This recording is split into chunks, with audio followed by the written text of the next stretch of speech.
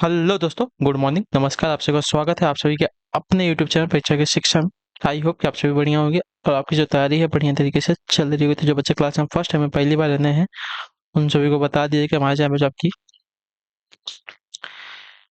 BEd परीक्षा 2024 की तैयारी है कंप्यूटर बेसिस पर करवाई जाए। तो जिसे भी तैयारी पूरी करनी है चैनल को सब्सक्राइब करके हमारे साथ जुड़ जाइए और उसके बगल में जो आपका बेल आइकन है उसको ऑन कर लेंगे।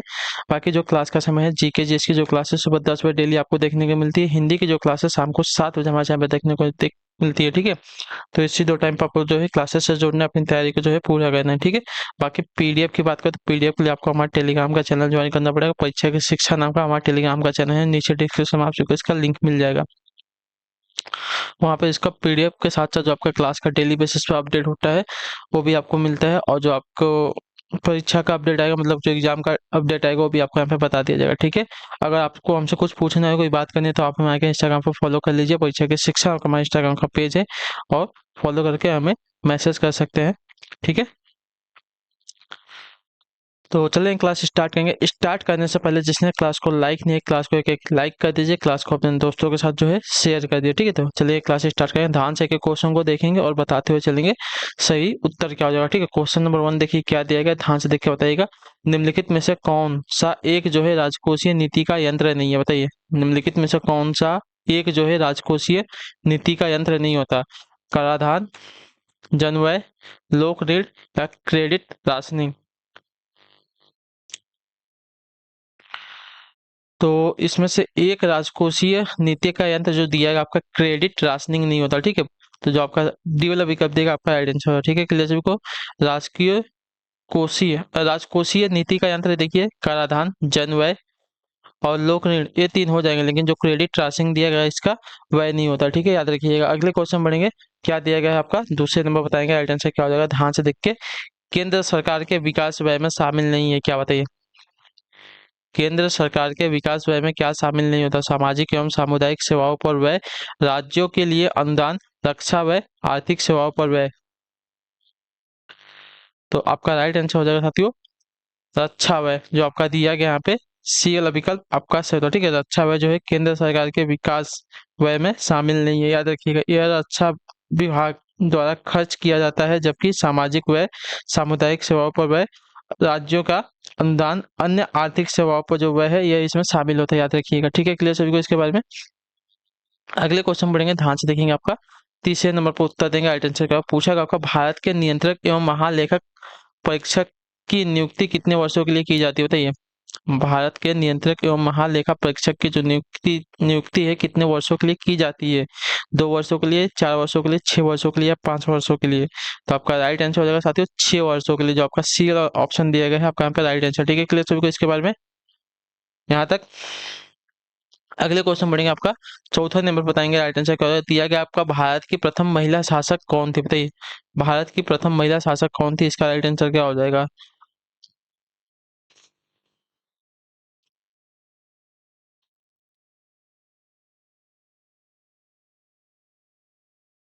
देखिए रजिया सुल्तान, जो आपका दिया गया बी वाला विकल्प आपका राइट आंसर। ठीक है, भारत की प्रथम महिला शासिका जो थी आपकी रजिया सुल्तान थी, तो जो आपका बी वाला विकल्प देगा आपका यहाँ पर राइट आंसर। ठीक है, यह जो है इल्तुतमिश की पुत्री थी, इतने याद रखिएगा। ठीक है,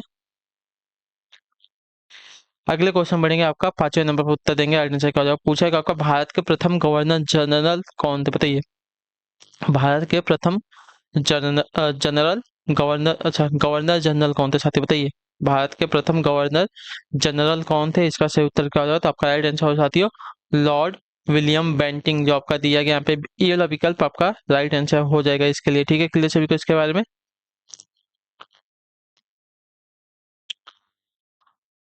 प्रथम गवर्नर जनरल आपके लॉर्ड विलियम बेंटिंग भारत के थे। ठीक है, अगले क्वेश्चन बढ़ेंगे। आपका छठे नंबर पर उत्तर दीजिएगा राइट आंसर क्या हो जाएगा। पूछा आपका निम्नलिखित में से कौन से ग्रह को जो है पृथ्वी का जुड़वा भी कहा जाता है, बताइए। बुध ग्रह को, शुक्र ग्रह को, बृहस्पति को या शनि को, इसका राइट आंसर क्या हो जाएगा। तो देखिए शुक्र ग्रह जो दिया गया आपका यहाँ पे बी वाला ऑप्शन आपका यहाँ पे राइट आंसर। ठीक है, क्लियर है। शुक्र ग्रह को जो है पृथ्वी की जुड़वा बहन भी कहते हैं, इतने याद रखिएगा। ठीक है, अगले क्वेश्चन बढ़ेंगे। आपका सातवें नंबर बताएंगे राइट आंसर क्या हो जाएगा। निम्नलिखित में से किस काल्पनिक रेखा के द्वारा जो है समान वर्षा स्तर वाले स्थानों को जो है जोड़ा जाता है, बताइए।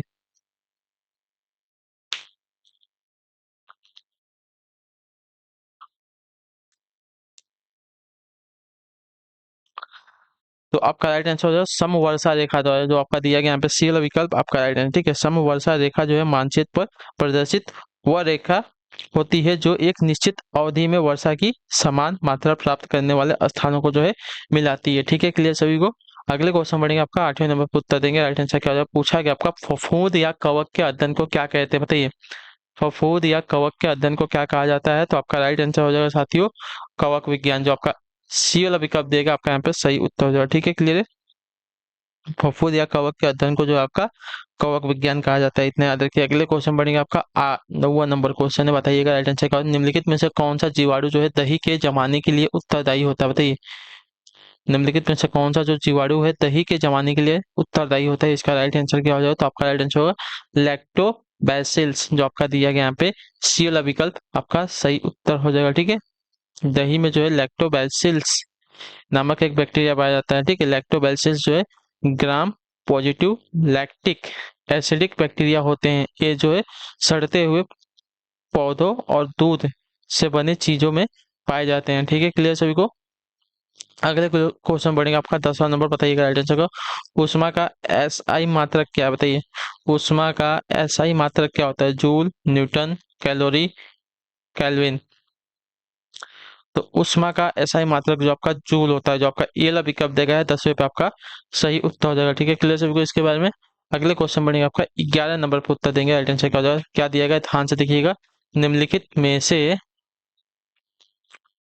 कौन एक प्रसिद्ध भारतीय शास्त्रीय नृत्यांगना है, बताइए। निम्नलिखित में से कौन जो है एक प्रसिद्ध भारतीय शास्त्रीय नृत्यांगना है, इसका राइट आंसर क्या हो जाएगा, तो इसका सही उत्तर हो जाएगा साथियों आपकी सोनल मानसिंह, जो आपका दिया गया सी वाला विकल्प आपका सही उत्तर, ठीक है। सोनल मानसिंह एक भारतीय शास्त्रीय नर्तक हैं। इनका जो जन्म है मुंबई में हुआ है, इतना याद रखिएगा, ठीक है। क्लियर सभी को।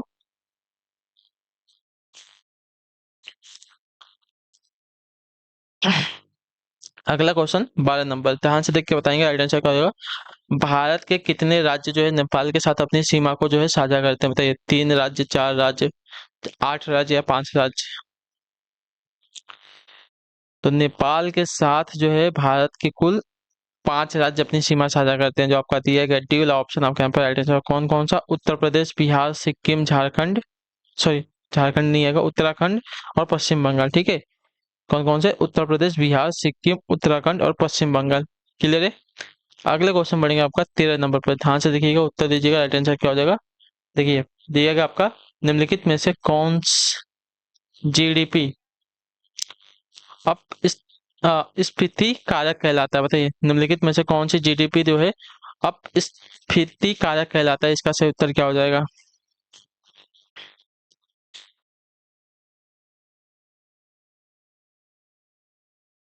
तो देखिए अब स्फीति कारक जो आपका अवास्तविक से वास्तविक जीडीपी का अनुपात कहलाता है, जो आपका दिया गया यहाँ पे ये वाला विकल्प आपका राइट आंसर हो जाएगा, ठीक है। क्लियर सभी को। अवास्तविक से वास्तविक जीडीपी जो है इसका अनुपात जो होता है वो आपका अस्फीतिक कारक कहलाता है। क्लियर है सभी को इसके बारे में। अगले क्वेश्चन बढ़ेगा, आपका 14 नंबर पर, ध्यान से देखिएगा, बताइएगा राइट आंसर का। कौन सी संस्था जो है नजर रखती है कि बैंक वास्तव में नगद शेष बनाए हुए हैं, बताइए। निम्नलिखित में से कौन सी संस्था जो है नजर रखती है कि बैंक जो है वास्तव में नगद शेष बनाए हुए हैं, साथियों। इसका सही उत्तर क्या हो जाएगा, तो इसका राइट आंसर हो जाएगा भारतीय रिजर्व बैंक, जो आपका बी वाला विकल्प देगा आपका राइट आंसर, ठीक है। क्लियर सभी को इसके बारे में। भारतीय रिजर्व बैंक को जो है भारत में बैंकों का बैंक भी कहा जाता है, ठीक है। यह भारत के सभी बैंकों का संचालक है, ठीक है। क्लियर है। अगले क्वेश्चन बढ़ेंगे, उत्तर देने की कोशिश करेंगे। आपका 15 नंबर देखेंगे, ध्यान से क्या पूछा गया बताने की कोशिश करेंगे, आपका सही उत्तर क्या हो जाएगा। दिया गया आपका निम्नलिखित में से किस देश के पास जो है लिखित संविधान नहीं है, बताइए। यूनाइटेड किंगडम के पास, ऑस्ट्रेलिया के पास, संयुक्त राज्य अमेरिका के पास या बांग्लादेश के पास, किसके पास जो है अपना खुद का लिखित संविधान नहीं है, तो आपका राइट आंसर यूनाइटेड किंगडम के पास, यानी कि यूके के पास जो है आपका खुद का जो है लिखित संविधान नहीं है, तो जो आपका ये वाला ऑप्शन दिया गया आपका यहाँ पे राइट आंसर, ठीक है। क्लियर सभी को इसके बारे में। अगले क्वेश्चन बढ़ेगा, आपका 16 नंबर पर उत्तर देंगे, राइट आंसर क्या हो जाएगा। तक्षशिला विश्वविद्यालय किन दो नदियों के बीच स्थित थी, बताइए। तक्षशिला विश्वविद्यालय जो है किन दो नदियों के बीच जो है स्थित थी, इसका सही उत्तर क्या हो जाएगा, तो इसका राइट आंसर हो साथियों सिंधु तथा झेलम नदियों के बीच, जो आपका दिया गया यहाँ पे ये वाला विकल्प आपका राइट आंसर, ठीक है। क्लियर सभी को इसके बारे में।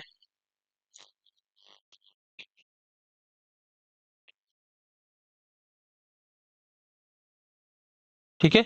अगले क्वेश्चन बढ़ेंगे आपका 17 नंबर पर, ध्यान से देखेंगे उत्तर देंगे। क्या देगा? ऋग्वेद में सबसे प्रमुख देवता कौन है? बताइए, ऋग्वेद में सबसे प्रमुख देवता कौन है? तो देखिए, ऋग्वेद में सबसे प्रमुख देवता की बात करेंगे तो आपके इंद्रदेव हो जाएंगे, जो आपका ये वाला ऑप्शन दिएगा आपके यहाँ पे राइट आंसर हो जाएगा। ठीक है, सभी को इसके बारे में। अगले क्वेश्चन बढ़ेंगे आपका 18 नंबर पर, उत्तर दीजिएगा राइट आंसर क्या हो जाएगा। पूछा गया आपका, भारत में बंजर भूमि का सबसे बड़ा हिस्सा किस राज्य का है? बताइए, भारत में बंजर भूमि का सबसे बड़ा हिस्सा जो है किस राज्य का है? इसका राइट आंसर क्या हो जाएगा?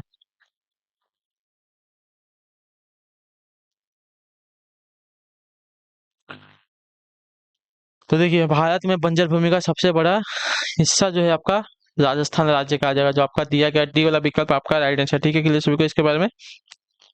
राजस्थान का जो पश्चिमी भाग है, देश के सबसे बड़े रेगिस्तान यानी कि थार या थार पाकर का भाग है। ठीक है, इस भाग में वर्षा का औसत जो है 12 सेंटीमीटर से 30 सेंटीमीटर तक होता है। ठीक है,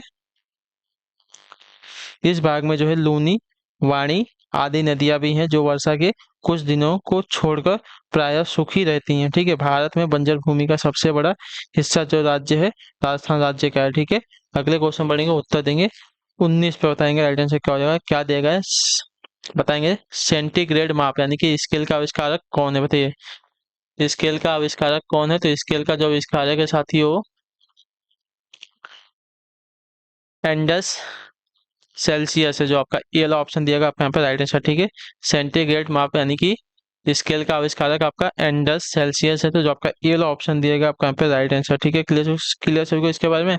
अगले क्वेश्चन बढ़ेंगे आपका 20 पे, बताएंगे राइट आंसर क्या दिया गया आपका। निम्नलिखित का मिलान कीजिए। ठीक है, ट्रॉफी दिया गया है, खेल दिया गया है। ठीक है, तो ईरानी ट्रॉफी का संबंध किससे हो जाएगा? तो ईरानी ट्रॉफी का जो संबंध है साथियों आपका हो जाएगा क्रिकेट से। ठीक है, संतोष ट्रॉफी फुटबॉल से, Azlan Shah cup Azlan Shah cup का जो संबंध है साथियों हॉकी से हो जाएगा। ठीक है, क्लियर सभी को इसके बारे में। तो पहले का मिलान जो है आपका बी के साथ हुआ है, दूसरे का मिलान ए के साथ हुआ है, और तीसरे का मिलान जो है सी के साथ हुआ है। ठीक है, तो ईरानी ट्रॉफी का जो संबंध है क्रिकेट के साथ, संतोष ट्रॉफी का जो संबंध है फुटबॉल के साथ, अजलान शाह कप का जो संबंध है हॉकी के साथ। ठीक है, अगले क्वेश्चन बढ़ेंगे आपका 21 नंबर 21 पे, बताएंगे राइट आंसर का। ध्यान से देखिएगा, बताइएगा, बताने की कोशिश करेंगे सही उत्तर का। तमिलनाडु में जल्लीकट्टू किस त्योहार का एक हिस्सा? बताइए, तमिलनाडु में जल्लीकट्टू जो है किस त्योहार का एक हिस्सा है? तो इसका सही उत्तर हो जाएगा साथियों आपका पोंगल का, जो आपका दिया गया बी वाला विकल्प आपका सही उत्तर। ठीक है, जल्लीकट्टू जो है तमिलनाडु के ग्रामीण इलाकों का एक परंपरागत खेल है, जो पोंगल त्योहार पर आयोजित कराया जाता है। ठीक है, और जिसमें जो है बैलों से इंसानों की लड़ाई कराई जाती है। ठीक है, अगले क्वेश्चन बढ़ेंगे, ध्यान से देखेंगे, बताने की कोशिश करेंगे। 22 नंबर है, 22 पे उत्तर देंगे अटेंशन का। पूछा गया होगा, निम्नलिखित में से भारत का कौन सा पड़ोसी देश जो है स्थल सीमा से घिरा हुआ देश नहीं है? बताइए, इसका सही उत्तर क्या हो जाएगा? निम्नलिखित में से भारत का कौन सा पड़ोसी देश जो है स्थल सीमा से घिरा हुआ देश नहीं है? तो आपका राइट आंसर हो जाएगा साथियों म्यांमार, जो आपका दिया गया बी वाला विकल्प आपका राइट आंसर हो। ठीक है, भारत और म्यांमार दोनों पड़ोसी है, इसके संबंध जो है अत्यंत प्राचीन और गहरे हैं। ठीक है, और आधुनिक इतिहास के तो कई अध्याय एक दूसरे के बिना जो है पूरे ही नहीं होते हैं। ठीक है, इतना याद रखिएगा। अगले क्वेश्चन बढ़ेंगे, ध्यान से देखें। 23 नंबर पर उत्तर दीजिएगा। हॉकी के दिग्गज मेजर ध्यानचंद का जो जन्म है कहाँ पर हुआ था? कानपुर में, लखनऊ में, मेरठ में, इलाहाबाद में? इसका सही उत्तर क्या हो जाएगा? बताइए, हॉकी के दिग्गज जो हमारे मेजर ध्यानचंद थे, इनका जो जन्म है कहाँ पर हुआ था? तो आपका राइट आंसर हो जाते डी वाला इलाहाबाद में, जो आपका दिया गया है आपका सही उत्तर। ठीक है, मेजर ध्यानचंद का जो जन्म है वर्ष 1905 में भारत में जो है इलाहाबाद में हुआ था। ठीक है, इन्हें हॉकी का चौधरी भी किया जाता है। इन्हीं के समय में जो है वर्ष 1928, 1932 तथा 1936 में जो है ओलंपिक में भारत ने हॉकी में स्वर्ण पदक जीता था। ठीक है, अगले क्वेश्चन बढ़ेंगे आपका 24 नंबर पर, उत्तर देंगे राइट आंसर का। ध्यान से देखिएगा, किस पड़ोसी देश को जो है land of the thunder dragon कहा जाता है? इसका सही उत्तर क्या है? बताइए, किस पड़ोसी देश को है जो है land of the thunder dragon कहा जाता है? तो इसका सही उत्तर हो जाएगा साथियों भूटान को, जो आपका दिया गया डी वाला विकल्प आपका सही होता। ठीक है, भूटान को जो है land of the thunder dragon तथा land of the thunderbolt भी कहा जाता है। ठीक है, इतने याद है। और भूटान को जो राजधानी है थिम्पू है। ठीक है, थिम्पू। अगले क्वेश्चन बढ़ेंगे 25 नंबर 25 पे, उत्तर देंगे शिखर तकनीक के साथ भारत की क्रूज मिसाइल कौन सी है? बताइए, शिखर तकनीक के साथ भारत की क्रूज मिसाइल कौन सी है? तो देखिए, शिखर तकनीक के साथ भारत की जो क्रूज मिसाइल है आपका राइट आंसर हो जाएगा यहाँ पे जो दिया गया है ब्रह्मोस, ठीक है, जो आपका दिया गया यहाँ पे सी वाला विकल्प आपका सही उत्तर, ठीक है। ब्रह्मोस भारत की शिखर तकनीक की क्रूज मिसाइल है, ठीक है। ब्रह्मोस जो है वास्तव में भारत एवं रूस का संयुक्त प्रोजेक्ट है। इसका जो नाम है भारत की नदी ब्रह्मपुत्र तथा रूस की नदी जो है मोस्कवा के नाम पर रखा गया है, ठीक है। क्लियर सभी को इसके बारे में। अगला क्वेश्चन पढ़ेंगे 26 नंबर 26 पर उत्तर देंगे। आंसर क्या हो जाएगा, भारत और पाकिस्तान के बीच कितनी पार जो है सीमा ट्रेन चलती है, बताइए। भारत और पाकिस्तान के बीच जो है कितनी पार सीमा ट्रेन चलती है, 4, 1, 2, 3।